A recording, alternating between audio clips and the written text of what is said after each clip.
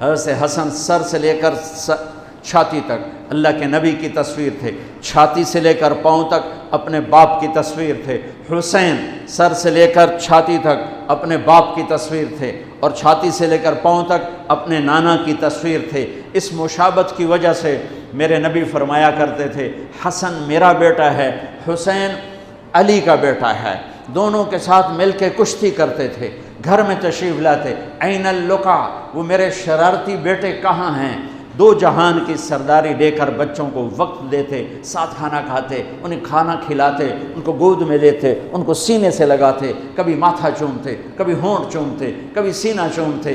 جب امام عالی مقام کا کٹا ہوا سر ابن زیاد کے سامنے آیا تو اس نے منہ پہ چھڑی ماری تو ہونٹوں پہ لگی، تو حضرت زید بن ارقم کھڑے ہو کر رونے لگے، کہا ظالم ان ہونٹوں پہ چھڑی نہ مار، میں نے ان ہونٹوں پہ نبی کے ہونٹوں کو لگتے دیکھا ہوا ہے۔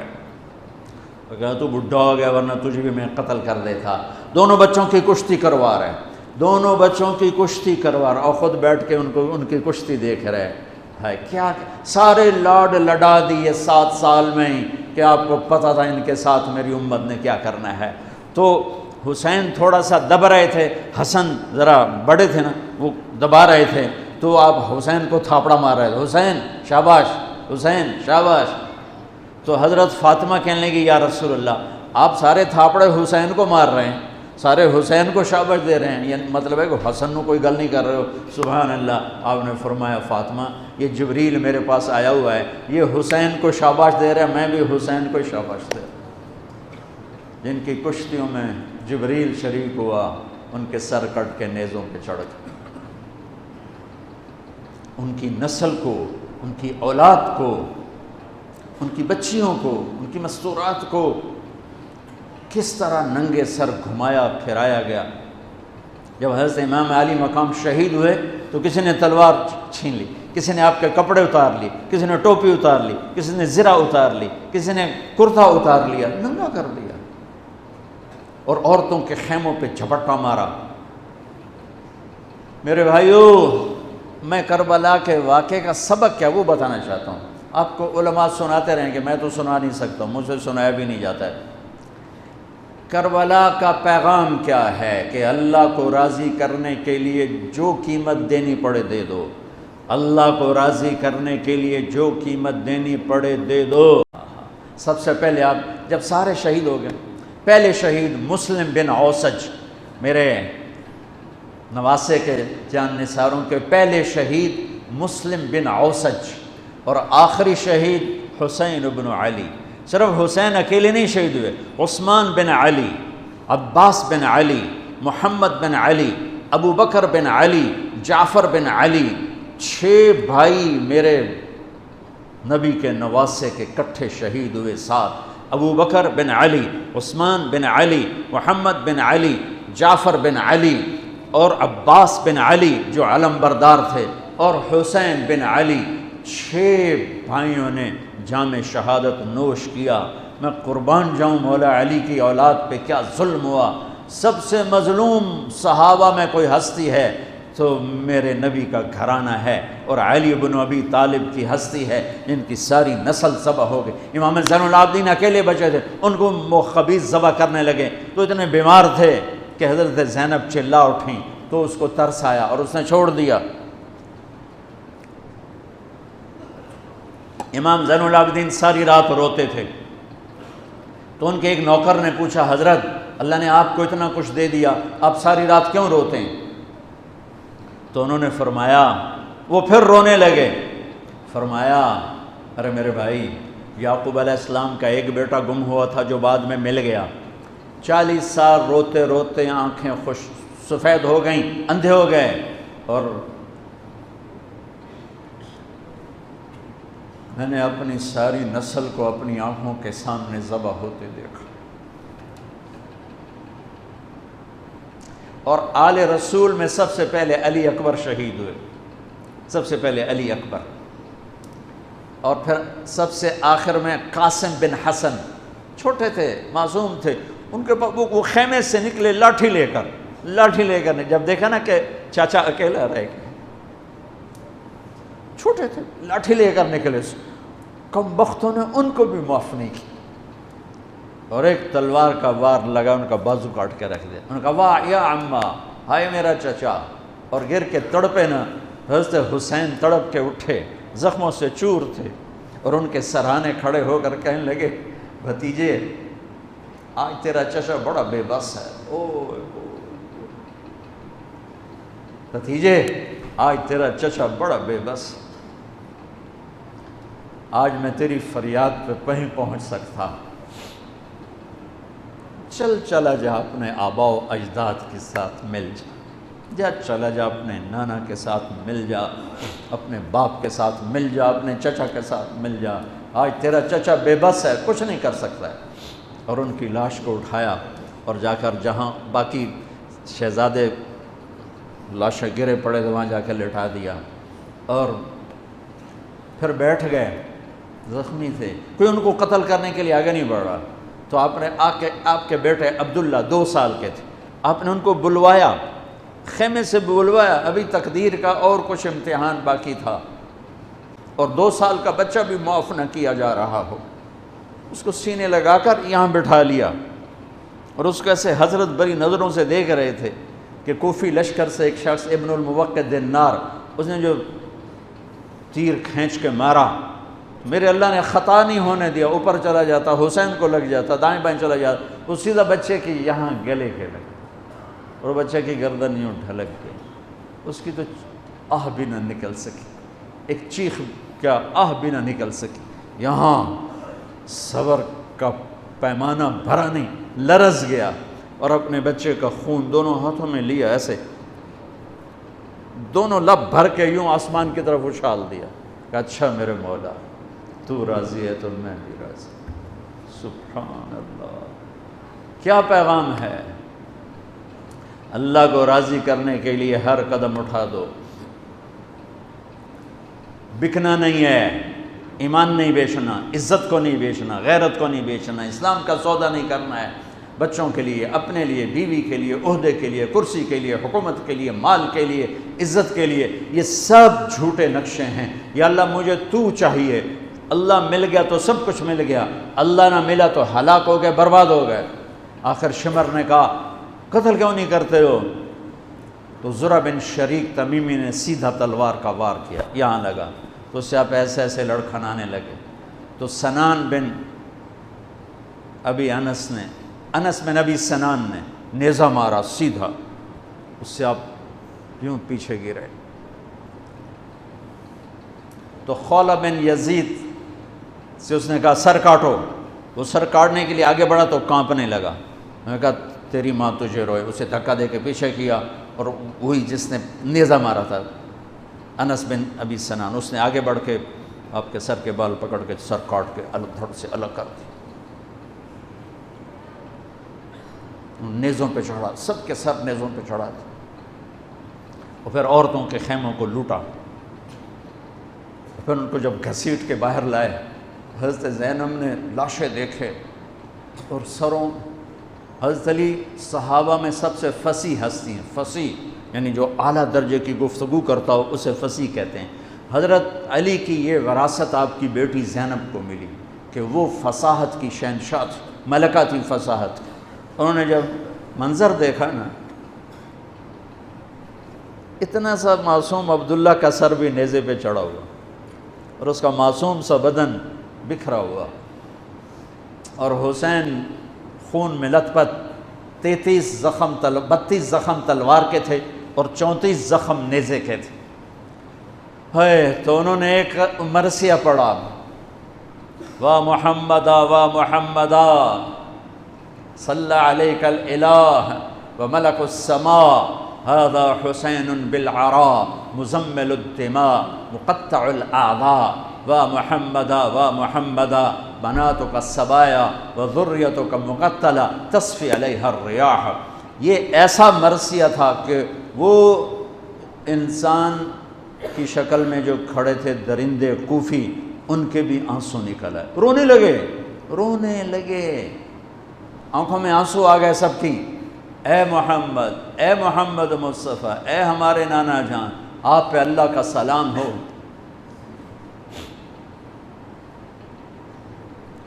آپ پہ آسمان کے فرشتوں کا سلام ہو، یہ آپ کا حسین آج بڑی سج دھج سے نکلا ہے، سرخ جوڑا۔ یہ تو میرا ترجمہ ہے، تعبیر ہے، ترجمہ یہ نہیں ہے، لیکن اس سے نکلتا جو مجھے نظر آیا میں نے بیان کر دیا۔ یا اے ہمارے نانا، اے ہمارے رسول، آج تیرے نواسے نے اپنے خون کے تانے بانے کا سرخ جوڑا پہنا ہے، اپنی بوٹیوں کا صحرا سجایا ہے، اپنے خون سے تیری امت کو پانی دیا ہے۔ آج اس کی بارات ہے، آج یہ 72 سر اس کی بارات ہیں۔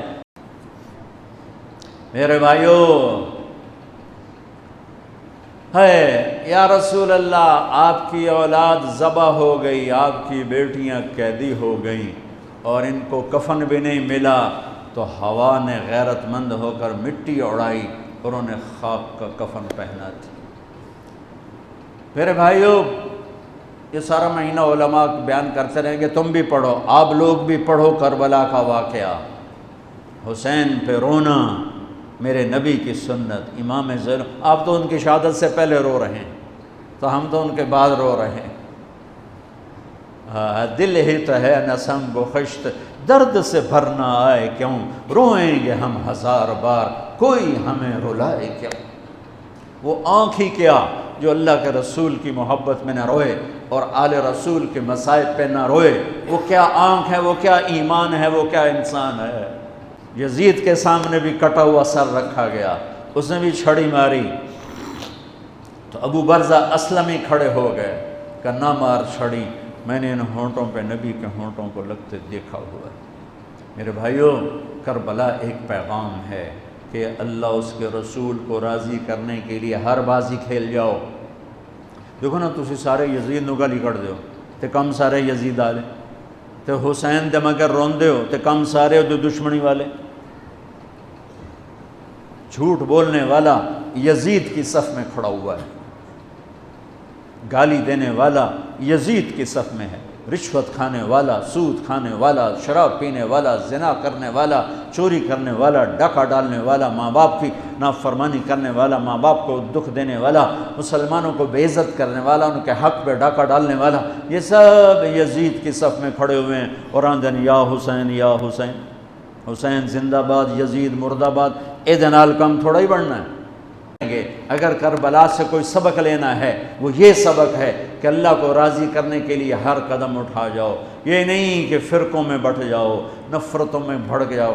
یہ میرے پاکستان میں یہ ممبر بڑا مظلوم ہے کہ اس ممبر سے محبت کی بات کی بجائے نفرت کے توپیں چل رہی ہیں اور امت کو فرقوں میں بانٹ کے رکھ دیا ہے، توڑ کے رکھ دیا ہے، اور کوئی بریلوی کے نعرے لگا رہا ہے، کوئی دیوبندیت کے نعرے لگا رہا ہے، کوئی شیعہ ہونے کے نعرے لگا رہا ہے، کوئی وہابی ہونے کے نعرے لگا رہا ہے، کوئی ایسا بھی ہوتا جو کہتا میں مسلم ہوں، میں امتی ہوں۔ کبھی کبھی کوئی کلپ نظر آتا ہے تو حیران ہوتا ہوں، شیعہ اپنی راگنی اب الاپ رہے ہیں، دیوبندی اپنی، بریلوی اپنی، اہل حدیث اپنی، کوئی تو ہوتا۔ ایک بلبل ہے کہ ہے محو ترنم اب تک، اس کے سینے میں ہے نغموں کا تلاطم اب تک، قید موسم سے طبیعت رہی آزاد اس کی، کاش گلشن میں کوئی سمجھے فریاد اس کی۔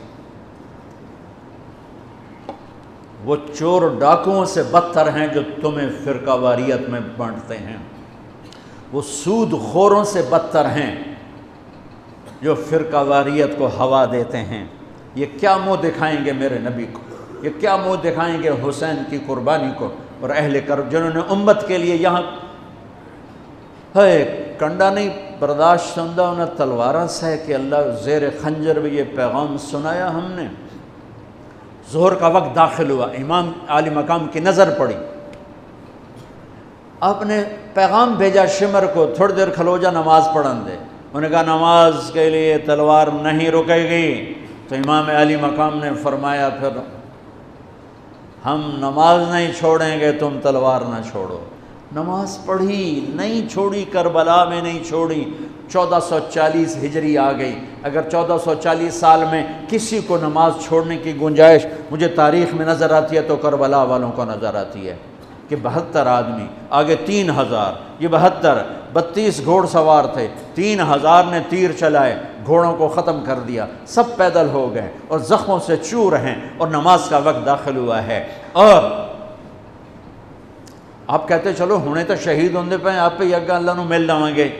اللہ کی قسم کروڑ دفعہ کھا کے کہتا ہوں اگر یہ حسینی قافلہ نماز نہ پڑھتا ان کی جنت میں کوئی فرق نہیں تھا، لیکن پیغام ادھورا ہو جاتا کہ اوکھے سوکھے ویلے نماز چھڑی جا سکتی ہے. پیغام یہ دینا تھا کہ زیر خنجر بھی یہ پیغام سنایا ہم نے، زیر خنجر بھی سجدے کر کے جبینوں کو سجایا، ماتھوں کو مہکایا اللہ کے نام سے، اس کی عبادت سے، اس کی بندگی سے. اور عصر سے پہلے سب شہید ہو گئے اور ان کے سر کٹ کے نیزوں پر چڑھ گئے.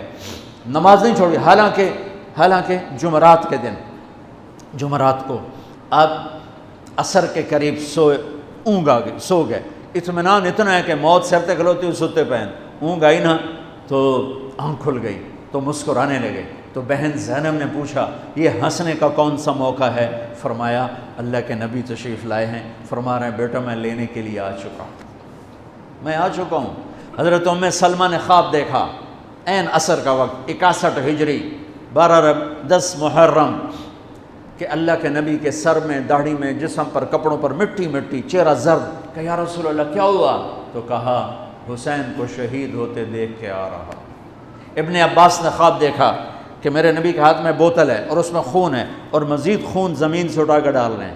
تو یہ کہتے ہیں یا رسول اللہ یہ کیا ہے؟ کہ یہ حسین اور اس کے ساتھیوں کا خون ہے، میں جمع کر رہا ہوں، صبح سے جمع کر رہا ہوں، قیامت کے دن ان کا وکیل میں بنوں گا. جس دن حسین شہید ہوئے شام میں، عراق میں، جس پتھر کو اٹھاتے اس کے نیچے خون ہوتا، مٹی خون بنی ہوئی تھی. شام اور عراق کی زمین نے نوحہ اور مرسی اور رو کر دکھایا. اور مٹی خون، صحیح روایت، طبرانی کی صحیح روایت بتا رہا ہوں، ضعیف نہیں ہے، صحیح روایت بتا رہا ہوں